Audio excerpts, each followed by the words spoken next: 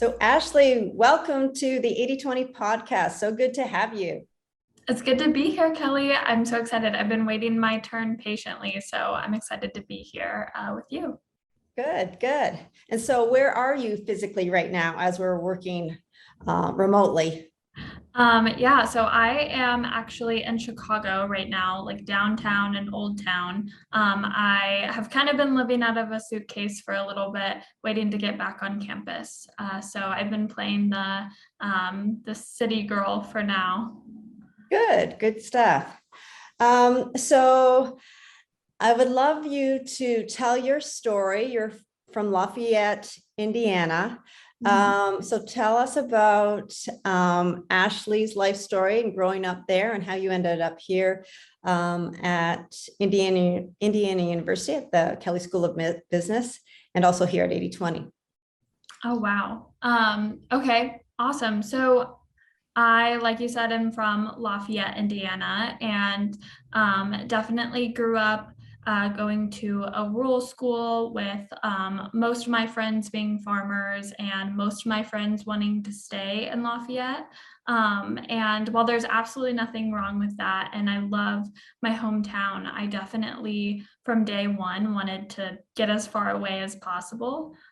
So I actually really wanted to go to a California school when I started looking into colleges when the time came around junior and senior year. Even visited a few colleges in California, and we're definitely pushing my parents their trust, I guess, a little bit, just because they were not really wanting me to go all the way across the country for college. But I was pretty dead set until I decided that I wanted to go into business, which changed the game for me a little bit because as many people from Indiana or who go to IU are well aware, it has a really good business school. And so it was really hard for me to decide to spend a lot more money, quite honestly, to go to a school in California and make a bad business decision when going to business school. So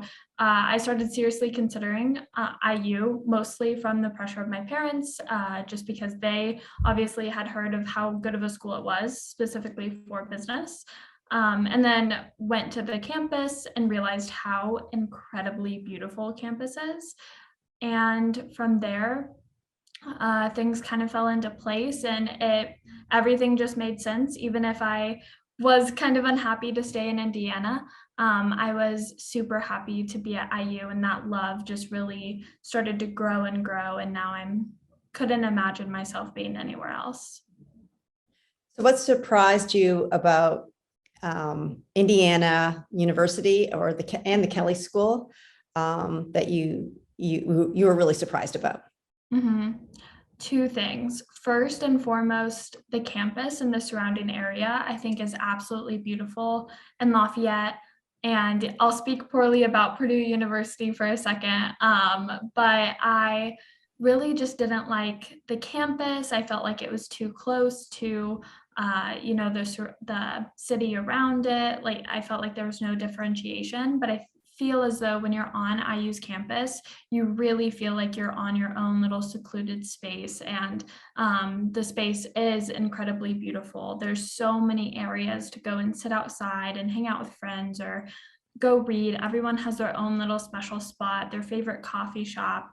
The list goes on, but it truly is such a beautiful area. And we were just before the podcast started talking about feng shui and how I think that's so important in my space and how I perform. So I think the feng shui, if you will, of campus is beautiful. So that was something that really surprised me, but was also really important to me. And then the second thing would be the Kelley School of Business. Understanding the reach it has was really important in my decision and in feeling comfortable where I'm at, because many people graduate, and I mean, they're not staying in Bloomington necessarily. They're going off into the world and going kind of wherever they want to go. So while I am happy and content in my little IU bubble, I know that when I graduate, I'll have the ability to go to California, or I have the ability to go anywhere I want, really. So those were the two big things that surprised me in a really great way. And what was the most impressive and almost scary or intimidating thing about, I guess, either the university or the Kelley School? Mm-hmm. I think definitely just the amount of people. The playing field gets a little bit bigger and a little bit more intimidating. Like I said, I went to a rural school. We had about 400 people in our graduating class, so it wasn't small, but it wasn't big. It was a good medium-sized school, and not to toot my horn or anything, but I was valedictorian. I was class co-presidents with my best friend. I mean, I really felt like there was nothing at that school that I couldn't do or couldn't reach or couldn't, accomplish. And then you step into the Kelley School of Business, and I don't even own a suit at this point as a freshman. And there's people running around in suits. I remember one of our professors was kind of giving us a pep talk, and he said something about a recruiter being in the building, and someone had gotten a job by just telling him where to go in the building. And because of his professionalism and giving him directions, he was given a job. So then all of a sudden I felt like I was under a microscope all the time, and I didn't feel like I had my people. So really just the idea of having so many people surrounding me who were there to learn, who were there to kind of elevate their skills and just themselves as a person was intimidating at first, definitely. Yeah, I think the bar is pretty high, but I think everybody figures out how to step up to it and makes everybody perform at a higher level. It's really impressive. But my surprise about the Kelley School is how warm and welcoming, and Dean Kesner does a phenomenal job of putting a lot of empathy into her leadership. So I got to give a shout out to her. I'm a huge ID Kesner fan.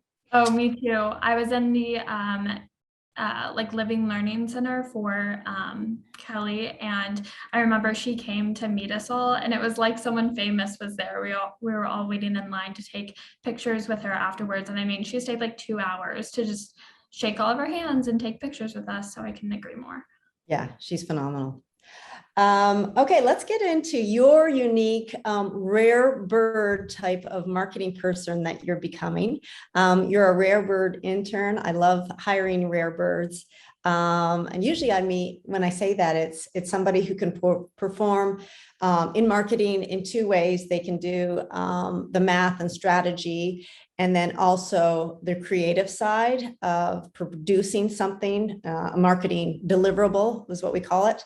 But usually people slant to, especially if you want to come to an agency, they love the creative side. So they can do the strategy, but they really love doing the creative work. And you're one of the rare birds who leans a lot more to the analytics and, financials and, the number systems, that side of the business, which I found immensely helpful this summer.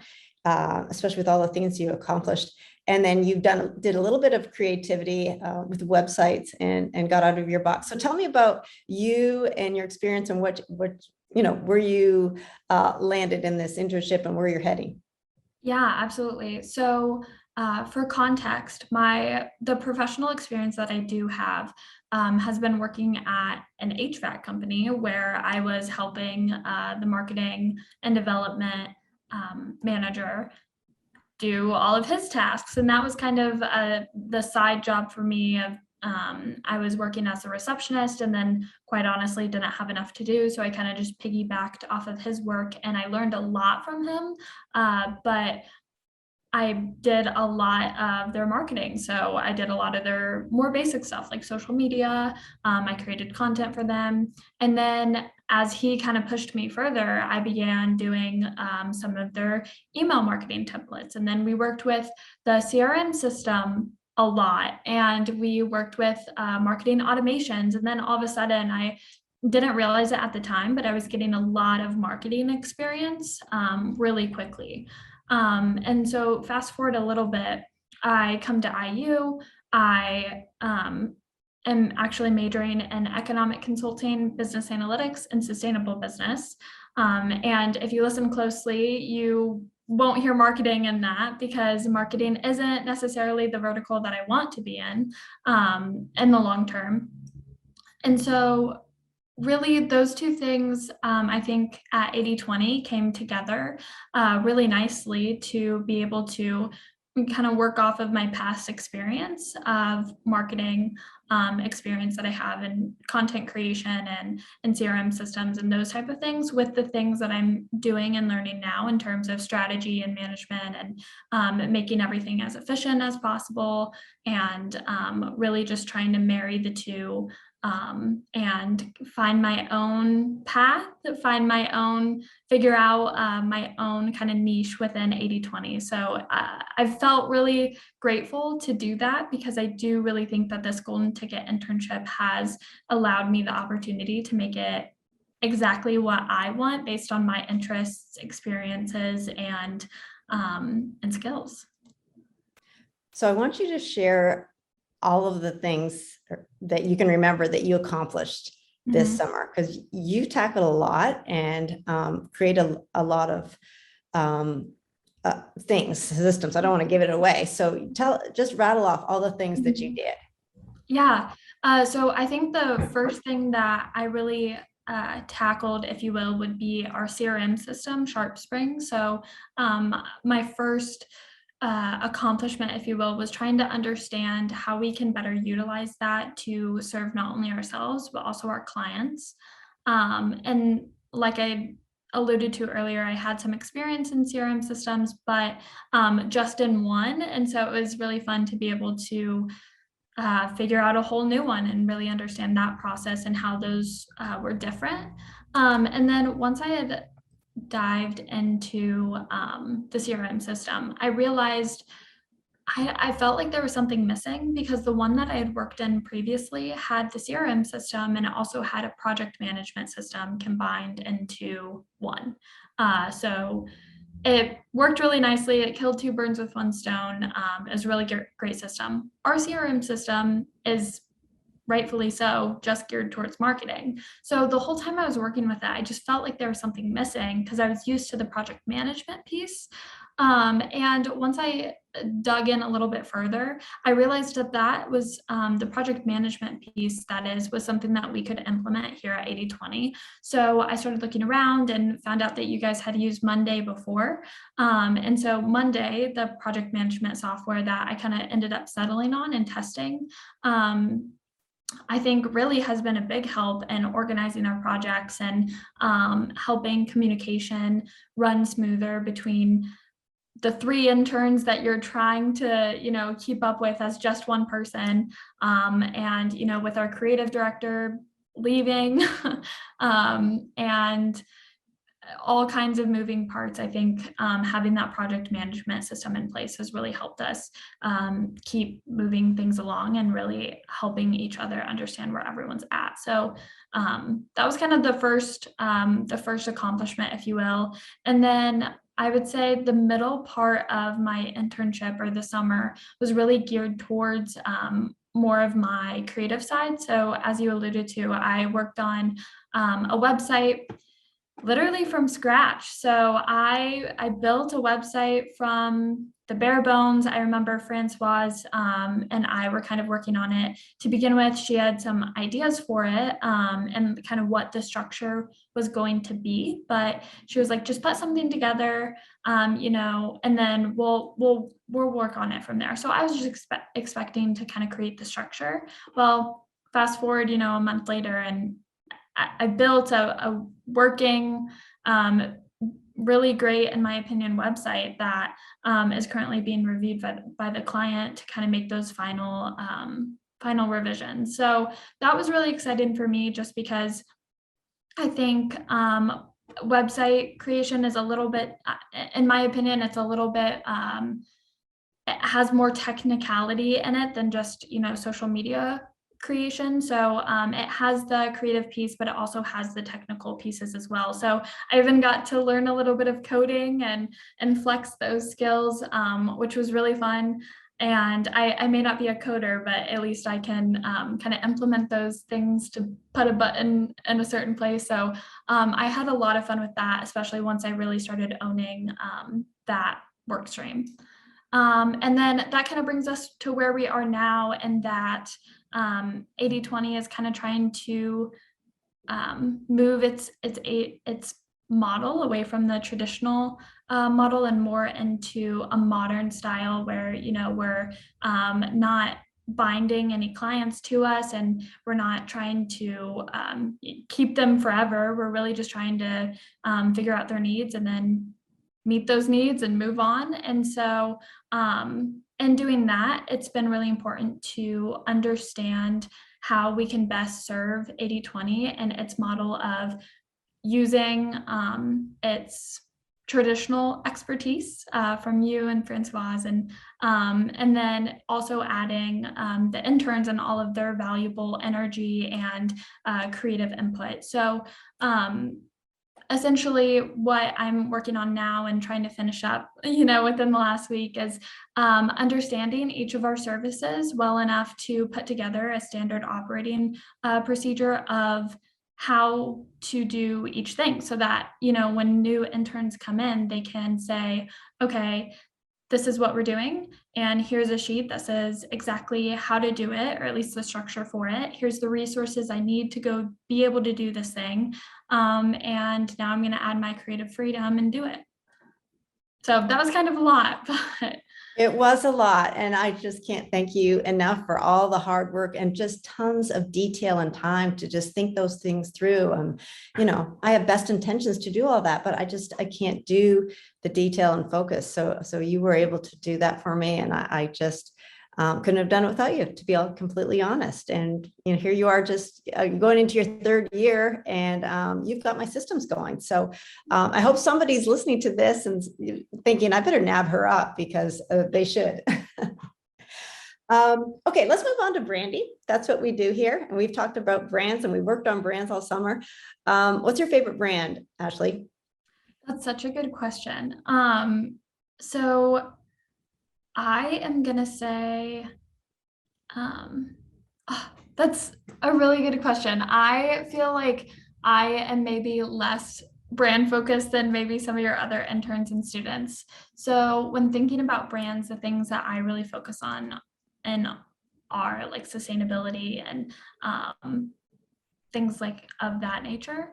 So the one that I am thinking of, I can't think of the name, which is really bad. I know this is bad. Hopefully, Lucas, you can edit this part out. But what is the brand? It's totally escaping me, but they're like a super outdoorsy brand. Patagonia? Yes, Patagonia. Thank you. So my favorite brand would be Patagonia, just because all of the things that they're, you know, pushing for sustainability, but they're also still a really large corporation and playing in a really big space. And I love, I don't know if you talked about this, or maybe it was one of a professor that I was taking a class with, but the CEO of Patagonia has a book called Let My People Go Surfing. And I haven't read it yet, but I really love that mindset. And so for that reason, I think that's my favorite brand. Yeah, that's great. That's a very common brand. So it just is very, very much a popular brand, especially with Gen Z. Okay, so the next, I sometimes think the tougher question, what would be one of your least favorite brands? Mm-hmm. So I think this is going to be a little bit of a hot take, those Gen Z terms, but I really don't like Lululemon. Because, And wow, I'm shook. I don't like them very much because I don't think that they give a lot of space for originality. I don't know. I'm not really sure about their sustainability. I would assume that they have like something in place, but I doubt it's anything robust. And you know, I went to Indy last weekend with one of my best friends who is Lululemon diehard. And please know that I am not thinking bad if that's you. But so we went into the store and I was like, oh, this is the first time I've been in the store ever. And she was so shocked. And I dislike brands that make people who maybe can't afford an $100 pair of shorts feel like they're less than because they can't afford it. And it's one thing if it's a designer luxury brand, but that's not who Lululemon markets to. They market to people who is just the everyday girl or guy who just wants to work out, be fit. And so I think that's really frustrating. I just think about kind of my middle school days when my mom didn't want to buy like the Yeah. $100 pair of jeans for me. And then I felt like there was something wrong with me. Yeah. So that's why I don't like that brand. No, that makes sense. That makes sense. And it makes, when it makes people feel inferior, Mhm. that's, that's not a good feeling. And as you know, in our boot camps, we dive deep into, in the feelings of that. Do you want to just share a little bit of our boot camps of what kind of stuff we ask our clients, or what you found fascinating? Yeah, honestly, I think the whole brand boot camp is really fascinating. And I think I'll pause here and talk a little bit about just the idea that although the summer has been a totally immersive marketing experience, I have found so much value in it because I think marketing and I want to go into management or strategy consulting. And I think the core behind those two things are very, very similar, which makes sense because it's all business. But I think something special that 80/20 does is this brand boot camp. And in it, you're not only understanding, like the marketing assets or the brand details, you're really trying to understand at least the mindset behind, the people who are in charge, the mindset of the people who are working there, the mindset of the customers, all of those kind of um, underlying qualities and underlying important things that make a business run. So that being said, the brand boot camp was super fun because some of the things we ask are like, customer personas, which I think is a little bit mainstream in the marketing world. Like, I don't think anybody's going to be surprised to hear that, but the depth at which we go to figure out who those people are, like what's their name? How many kids do they have? Where are they vacationing? What do they wear? What do they like? What are their issues? Things like that. And then we go even further to dive into the brand itself and name it and give a gender to it if it has one, and figure out, if the brand were a person, where would they go for lunch and what TV shows are they watching? And I found it to be so interesting that the brand itself almost always matches the description of the person in charge who we are talking to. And so I found it really interesting to understand that there really is not a huge separation between the brand and the person behind the brand. And yeah, I've yet to see that within our brand boot camp. So that was the most interesting part of it for me. Yeah, that's a really great insight. It is there. I'm glad you articulated it that way. So yeah, it's fascinating. As you know, that's my favorite part of the boot camp, is diving into that, the personality test. Um, so what do you think, marketers, since that's what we do, should really pay attention to in trying to connect with Gen Z? What are they looking for? What are you guys looking for? How are you different? And what makes you buy something or not buy something based on the characteristics of the branding? Yeah, I think the most important thing to Gen Z currently is just to be genuine and to own whatever qualities you are trying to portray. So, I talked pretty poorly about Lululemon earlier, right? And Morgan, another intern and my roommate for the past 2 years, complete Lululemon fan, and nothing against her for that. And then obviously I'm not, but both of us really care about sustainability. So she will absolutely never buy Lululemon from like a Lululemon store. Like she always buys it either not necessarily secondhand, but from like an outlet mall where you know, it's been discounted because of whatever reason, because there was a mistake in the clothing or something. So the point is, we are both really focused on sustainability. We're both really try to be price conscious, since, you know, Gen Z is not exactly making big bucks yet. So I think that's all to say that whatever your brand is pushing, as long as it's genuine to who you are and genuine to who your customers are serving, then you'll probably be okay in the eyes of Gen Z. Well said. Thanks for sharing that perspective. So what's next? What's on the horizon for Ashleigh? And what's your dream job? So let's start with that. What's your dream job? So my dream job is to be a pop star. But until that happens, I'm What kind of pop star? This is a hoot. I am really shook now when you, because I did not expect that to come out of here. No, yeah. I think that'd be fun. That was like my childhood dream, but because that probably won't happen, and because I don't think being a surfer girl in California is sustainable either, my current dream job, if you will, is probably going to be sustainable consulting. And I say probably because I'm really interested in social enterprise. I really love the idea of using business for good, creating economic infrastructure rather than throwing money at an issue. So those are the things that I'm really passionate about. Right now, I think that'll manifest in some sort of consulting-esque role for social enterprise, or for, you know, corporate businesses who are trying to push and lean more that way as society is pressuring them to do so.